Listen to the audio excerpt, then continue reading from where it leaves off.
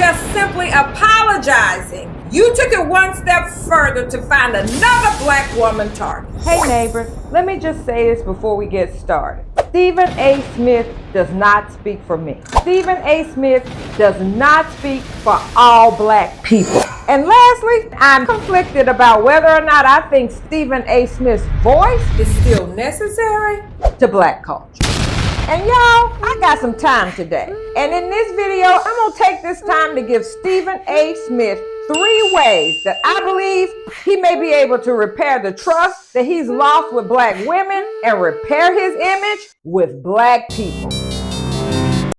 Hit that like button, turn on the notifications so you'll know when I release new content, and subscribe to the channel. Now let's get back to dragging Stephen A. Smith. Now y'all know it's unusual for me, the around-the-way girl, ageless hip-hop fan, and hip-hop, rap, and black culture sophisticate to be conflicted. But I'm conflicted today because some of the stuff that's been coming out of Stephen A. Smith's mouth is nasty work, y'all.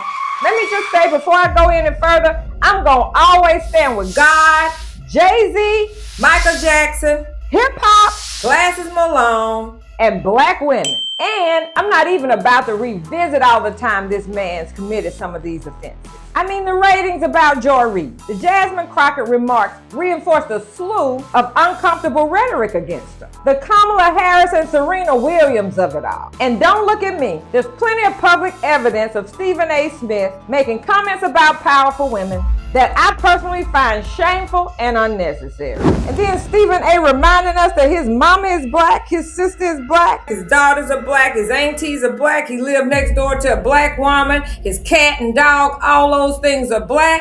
And all the blackness around him, it doesn't support his narrative. It deepens the concern for me because it just lets me know that he does not understand the impact that some of his rhetoric does to reinforce negative stereotypes toward black women.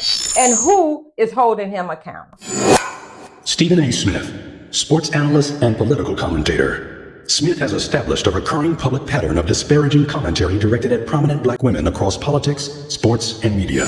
Now that's why I'm conflicted. And now coming for NABJ. And in my brain, I can't help but notice that they have a black, powerful woman president. Such commentary reinforces harmful narratives. Oh, really? And the fact that Stephen A. Smith is making his rounds around right-leaning podcasts. So let's just sit in this for a minute, Mr. Stephen A. Smith. You got a lot of smoke for NABJ, but where you bringing that smoke? You're not bringing in that smoke home. You bringing all of that smoke across right-leaning podcasts, where you know none of them are sympathetic to a black woman. I have not found that in any of these spaces, black women have been represented equally or favorably. Because what would he be doing right now if people were spewing the same rhetoric against those very people that he's named? Now, you know Dr. P's always going to keep it hip hop. And I'm not going to be a hypocrite because this channel is all about accountability. I'm not going to sit here and pretend that Mr. Stephen A. Smith hasn't contributed anything to the black community and black community conversations, because he has. But I also can't ignore the way he has talked about black women and some of the things he said publicly about black people. And when the National Association of Black Journalists, an organization created to advocate for black journalists and greater representation in media, is publicly giving you a thumbs down and stands in direct conflict with NABJ's long-standing commitment to accurate, responsible, and inclusive portrayals of black communities. I think we at least have to stop and have a conversation about this man. Now, about my advice I'm about to give Stephen A., there's 3 pieces of advice, and I'm acknowledging that it's not going to fix everything. I'm saying they're a start to helping him retain his cultural value. Number 1, acknowledge the harm you've done to the trust of black women and the negative impact your powerful voice can have on public opinion for black community ideas. Your words travel, Stephen A., and when you're Stephen A. Smith, your words carry weight. Number 2, stop defending yourself by going after other black people. You don't have to agree with NABJ, You don't have to accept their criticism. But if your response, Stephen A., to criticism is to find another black person or another black organization to attack, you've only changed the subject. You haven't addressed the problem. Number 3, know when to stay out of witness business. Everything ain't for everybody. Now, I'm not telling you to shut up, Stephen A., because that's not my place. And I don't even have the authority to do so. But I'm respectfully asking you to stick to sports. That's your lane.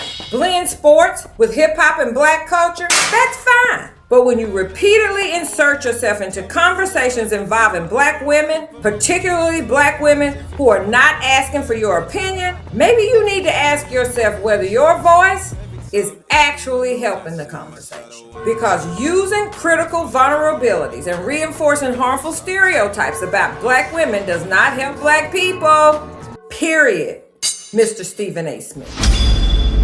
And now Mr. Stephen A. Smith is taking his fight outside of black media into mainstream platforms where he's continued his criticism of NABJ and his leadership. And to me, that's where it gets even more troubling. Take a look at this clip. So, here's where we are, Stephen A. My argument today isn't that Stephen A. isn't allowed to criticize black women. Of course he is. My argument is that when criticism becomes a repeated pattern coming from one of the most powerful black voices in sports media today, we have to talk about the impact. But for now, Mr. Stephen A. Smith, what I want to know is, what led you to the point where you felt comfortable enough taking these comments from the barbershop to the public media and putting black women in the crosshairs? And when did you feel the need to make black women your punching bag? Because you had all the smoke in the world for NABJ and its black woman president, but you had no smoke when Trump called you an arrogant fool and dumb as a rock. You want to talk about IQ? I do appreciate the fact that you called me a nice guy, because I'll tell you what, I actually am a very nice guy. So polite. He appreciates the fact that he called him a nice guy. So does that mean he also appreciates being called low IQ and dumb as rocks? The things we take from people that are not black. So you're a nice guy, huh, Stephen A.? You're a man that went harder at NBA players than the man who called you weak. You should be real proud of yourself. But at this point, you are doing more damage to your own legacy than you would be just to acknowledge that you have misstepped in this department. You could have approached any of these conversations with more empathy and respect instead of just simply apologizing. You took it one step further to find another black woman target. Your own president said that Stephen A. Smith is an arrogant fool, a low IQ individual. In other words, he's dumb as rocks and totally unqualified to ever think of running for a high political office or even low political office. For that matter, he'd get annihilated in a debate. So the question isn't why you haven't joined a black or left-leaning podcast to defend your position. Donald Trump has offered you an excuse. He says because you're low IQ. I haven't seen any kind of smoke signals going toward the White House. In fact, as I recall, you downplayed this rhetoric. On your show First Take, let's listen to what you had to say. You want to talk about IQ? I could say I'd put my IQ up against yours any day of the week. This is a sports show, so I won't go any further than that. So all of this blowing gas up black women makes you a real big man, Mr. Stephen A. And y'all, I get it. I'm starting to see the bigger picture now. I see the play. Stephen A. Smith punching down on powerful black women makes him a big, strong man. Or not. And y'all hit that like button. Come back by and enjoy the view. And thanks for stopping back by the house.